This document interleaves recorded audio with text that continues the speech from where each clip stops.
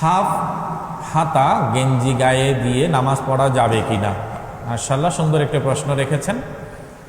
আমরা জানি অনেকেই হাফ হাতা কাপড় পরে থাকেন, বিশেষ করে গেঞ্জি শার্ট পরে থাকে।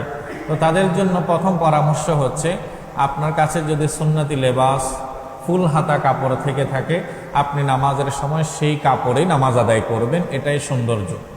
পুরো কাতারে সবাই ফুল হাতা, কেউ কয়েকজন যদি হাফ হাতা থাকে তখন দৃশ্যটা দেখতে অসুন্দর লাগে।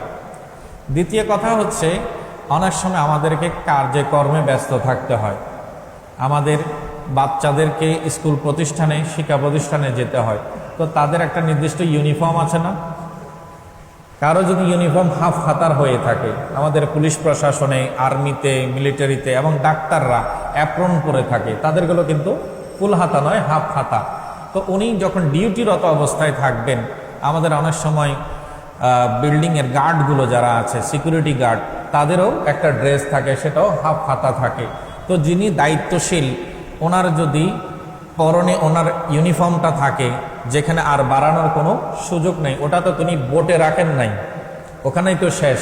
কি বলেন? যেহেতু বোটে দেন নাই, ওনার কাপড় ওখানেই শেষ, ওনার জন্য কোনো অসুবিধা হবে না। ওনাদের নামাজের ওয়াক্ত হলে ওনারা ওই কাপড়ে নামাজ পড়ে নেবেন, নামাজ আদায় হয়ে যাবে। আর যারা ফুল হাতা থাকার পরে বোটে দিবে, ফুল হাতা থাকার পরে কি দিবে? বোটে দিবে, ফোল্ডিং করে দেবে, এদের নামাজ মাকরুহে তাহরিমি হবে, ওই নামাজ হবে না।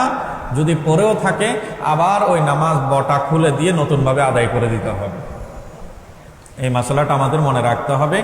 যার হাতা নাই তার তো বটার প্রশ্ন নাই, যদি হাতা থাকে বোটে দিলে নামাজ হবে না, আবার নতুন করে পড়তে হবে। আর যদি কারো হাতা না থাকে, ওই অবস্থায় তিনি নামাজ পড়লে নামাজে কোনো অসুবিধা হবে না।